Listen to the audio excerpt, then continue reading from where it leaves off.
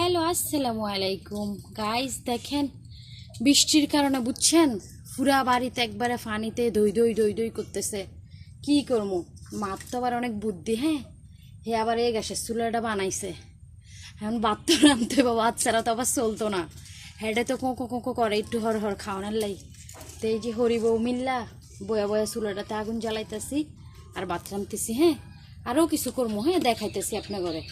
আর চুলাটা কীরকম হয়েছে জানেন কিন্তু। হ্যাঁ, যারা যারা এই দেশ গ্রামে থাকেন এরা কিন্তু আমগর থেকে এই পদ্ধতি যাই না নেবেন এটা কেমনে বানাইছি। হ্যাঁ, এটা কিন্তু হাঁড়ি, এটা হয়েছে একটা মাটির গাবলা, এরা তো জানেনি গ্যাসের চাক্কি। হ্যাঁ, গরমটা ধরছি, দেখেন কি সুন্দর আগুন জ্বলতেছে মাশাল্লাহ।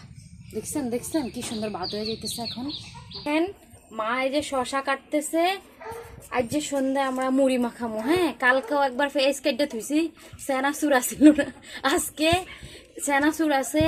এই শশা দিয়া কাঁচা মরিচ দিয়া এই যে একটা পেঁয়াজ আছে এটা দিয়া ডিম দিয়ে মুড়ি মাখামো। হ্যাঁ, আপনারা কিন্তু ওয়েট করবেন ভিডিও দেখার জন্য।